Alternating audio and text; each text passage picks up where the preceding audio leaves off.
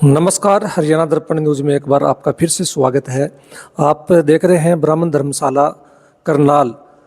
यह वही धर्मशाला है जहां पर आज ब्राह्मण महापंचायत हुई थी, जिसमें ब्राह्मण खाप के प्रधान अशोक शर्मा जी BN राव को लेकर बयान दिया था और उसी बयान को लेकर यहाँ महापंचायत चल रही थी और वो BN राव को संविधान निर्माता बता रहे थे।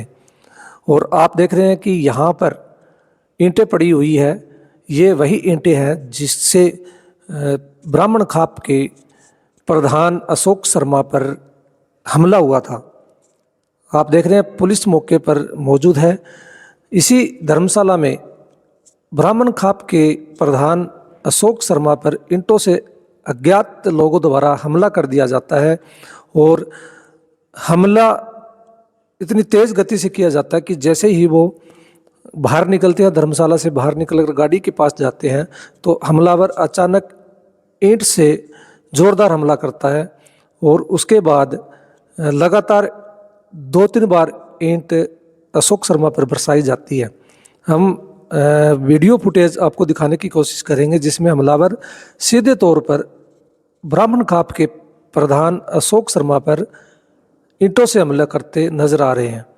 आइए पहले हम वो फुटेज दिखाते हैं, उसके बाद हम ब्राह्मण खाप के जो प्रधान अशोक शर्मा उनसे भी बात करने की कोशिश करेंगे। ये शख्स जो आप देख रहे हैं, यह अशोक शर्मा जी हैं जो ब्राह्मण खाप के प्रधान हैं। देखिए, एक शख्स आता है और कैसे ईंटों से ताबड़तोड़ इन पर हमला करता है। आप वीडियो के माध्यम से देख रहे हैं कि यह शख्स कितनी बार अशोक शर्मा पर हमला करते हुए नजर आ रहा है। वीडियो के माध्यम से आप देख रहे हैं ये CCTV फुटेज है जिसमें एक शख्स अचानक आकर ब्राह्मण खाप के प्रधान अशोक शर्मा पर ताबड़तोड़ ईंटों से हमला करता है।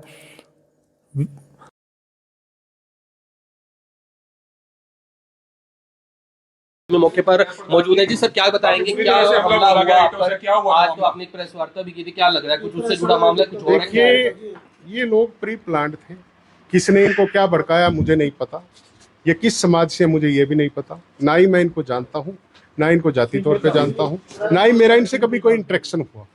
ये लोग आए, बड़े अग्रेसिव मूड में थे, आके बैठे, हमारे से बात भी की। हमने कहा भाई ऐसी कोई बात नहीं है, आप लोग गलत फहमी में बोल रहे हो। हमने अपने BN राव जी की जयंती पर नमन करने के लिए प्रेस कॉन्फ्रेंस का आयोजन किया था और समाज से अपील की थी। अब कुछ क्वेश्चंस पत्रकार साथी पूछ लेते हैं, हमने उनका जवाब भी दिया। जो जिसने जैसा काम किया, हमने कहा कि हम भीमराव अंबेडकर को भी सम्मान करते हैं। उन्होंने संविधान का जो प्रारूप बनाया, निर्माण किया, वो अतुलनीय है। समाज के लिए उनका जितना भी उनका हम धन्यवाद करें, जितना भी उनका सम्मान करें, वो कम है।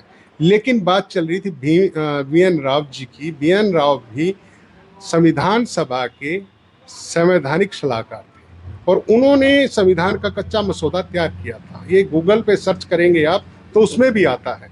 अगर हम अपने किसी महापुरुष को नमन करने के लिए समाज से अपील करें तो क्या गलत है? क्या बुरा किया किसी का? क्या किसी से लड़ाई की या किसी को जाकर कुछ कहा? इस तरह से अनैतिक तौर पर हमारी धर्मशाला में एंट्री करके मेरे ऊपर जानलेवा हमला करना, मैं इसकी निंदा करता हूं। लेकिन लगता है आपको कि हाँ, ये महापुरुष है जिन्होंने अच्छा काम किया, संविधान निर्माता, चाहे अम्बेडकर जी की बात करें, राय जी की बात करें, लेकिन हमें इनको जातियों से जोड़कर नहीं देखना चाहिए? आपस में जातिवाद का जहर क्यों घोलते हैं लोग? देखिए, मैंने समाज से आज एक अपील भी की थी। कुछ लोग समाज में इतनी खाई पैदा करते हैं इन महापुरुषों को लेकर के, ये हमारा है, ये हमारा है। अरे भाई, आप सबका सम्मान करें। आप भीमराव अंबेडकर जी की जयंती होती, क्या हम नहीं जाते? क्या हम उनको श्रद्धासुमन अर्पित नहीं करते? क्या हम उनको नमन नहीं करते? तो अगर हम आपके किसी कार्य में बाधक नहीं हैं तो हमारे खिलाफ जहर क्यों घुला जाता है? मैं समाज से एक ही अपील करना चाह रहा था कि भाई, जो ये भ्रांतियां फैला रहे हैं, इन लोगों से बचें, समाज में एकजुटता दिखाएं, समाज में एक दूसरे के खिलाफ ना। आपको लगता है ये विवाद तभी हुआ क्योंकि जब आपने अपने समाज से जो जुड़े हुए महापुरुष हैं, आपने कहा कि उन्होंने कच्चा मसौदा तैयार किया था संविधान का, इस बारे हुआ ये विवाद? इस बारे में मैं नहीं जानता उनकी मंशा क्या थी, क्या करना चाहते थे। लेकिन आपको लगता कितने है लोग थे बचना सर वो चाहिए जिन्होंने चीजों हमला से? किया था? 3-4 लोग थे, बाहर खड़े थे। बाइक पर थे, किस पर थे? नहीं मुझे नहीं पता, मैं अपने यहाँ आप इससे सिर्फ निकले ही थे बाहर? मैं कान के मेरे फोन लगा हुआ था, कोई फोन आ गया, मैं अपनी गाड़ी के पास गया, मुझे नहीं पता वो पहले कहाँ खड़ा था कहाँ नहीं, आते उसने मेरे ऊपर ईंटें कहाँ बरसाई। चोट लगी सर आपके? मुझे ये चोट लगी है, सर पर आपकी? हाँ माथे ये पर ब्लड आपके? आया हुआ ये है, ईंट लगी हुई है? ईंट लगी हुई है, ये यहाँ पे मेरा हाथ स्वेलिंग कर रहा है, अच्छा। यहाँ पे चोट लगी हुई है, यहाँ पे भी? मतलब ये उसका ईंटें मेरे मारी को आपको उन्होंने? ईंट मार के जान से मारने का इरादा था। हम्म। तो लग रहा है आज जो यानी कि आपकी तो कोई आपको कोई कॉल वगैरह भी कोई आया ऐसा कुछ? नहीं ऐसा कोई कॉल नहीं मेरे पास आया, तो लग रहा है वो लोग पहले से यहाँ पे रेकी रुकी कर रहे थे आपकी? मुझे नहीं पता, क्योंकि 2-3 दिन मतलब पहले उन्हें मालूम था आप लोग अंदर मौजूद हैं अभी? 2-3 दिन पहले न्यूज़पेपर में मेरा एक बयान आया था कि हम 30 तारीख को वीएन राव जी की पुण्यतिथि पर नमन करेंगे, वो सबके सामने है। हो सकता है उसी दिन से उनका कोई प्लान हो सकता है वो गोली मारने के इरादे से आए हो सकता है वो कुछ और हथियार मारने के इरादे से आए हो। मैं इस बारे में नहीं बता सकता कि उनका इरादा क्या था और क्यों उन्होंने हमला किया, वो कौन से समाज के लोग हैं, सर, ये आज- लोग किसका भला कर आज सकते हैं। बीएन राव जी जो है उनको आपने डॉक्टर भी कहा था और उसके लिए लगातार IBN24 पर कॉल आ रहे थे कि उन्होंने डॉक्टर क्यों बोला और इस पर एतराज होना चाहिए था, ऐसी बात कही जा रही थी। आपको क्या लग रहा है कि ये बात तो नहीं हो सकती? क्या लग रहा है क्योंकि कॉल हो काफी आए सकता है, इससे देखो हो सकता है वो- शब्दों में शायद वो डॉक्टर नहीं थे। इन्फ्लुएंस में हो सकता है कोई ऐसा वर्ड मेरे मुंह से निकल भी गया हो, तो मैं उसके लिए लेकिन माफी डॉक्टर मांगता शब्द हूँ। भी कोई बुरा शब्द तो नहीं है? नहीं देखिए, उनको 60 जहां तक मेरी नॉलेज है 60 जगह से मानद उपाधि उनको मिली हुई थी, वो डॉक्टरेट के लेवल की उपाधि होती है। ठीक है।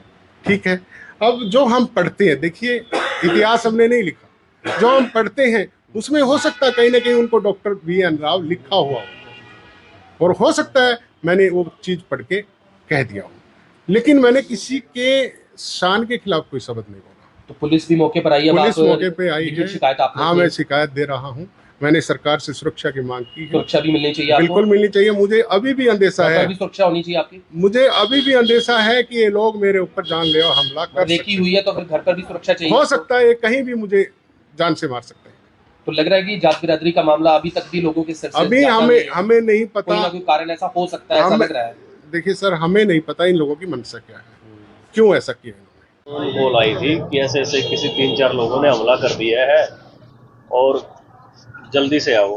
मैं 2-3 मिनट में इनके पास पहुंच गया था और अभी तक इन्होंने कंप्लेंट नहीं दी है। वीडियो हमने देख ली है, एक व्यक्ति है वाइट कुर्ता पजामा वाला, इनको ईंटों से मार रहा है, कई 2-3 परिवार किए हैं। जैसे भी ये कंप्लेंट देंगे हम कार्रवाई करेंगे, बढ़िया कार्रवाई की और ठोके कार्रवाई होगी।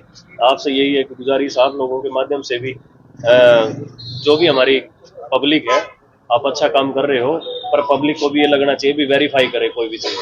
अगर कोई भी मौखिक तौर पे कुछ बोल रहा है, पहली बात तो बोलनी नहीं चाहिए। अगर कोई ऐसा बोल रहा है तो उनको थोड़ा सा वेरीफाई किया करो, ऐसे ही जो मिलट मारने का कोई फायदा नहीं है। तो कौन है व्यक्ति, कुछ पता चला है सर? अशोक कुमार जी है ये, इन्होंने ही फोन किया था, है ना। तो जैसे भी कंप्लेंट देंगे हम कार्रवाई करेंगे। ब्राह्मण धर्मशाला के हाँ, बारे ब्राह्मण धर्मशाला की यहाँ गेट पे ही हुई है, ये कंप्लेंट दे देंगे तो हम कार्रवाई कर देंगे। सीसीटीवी भी सामने है?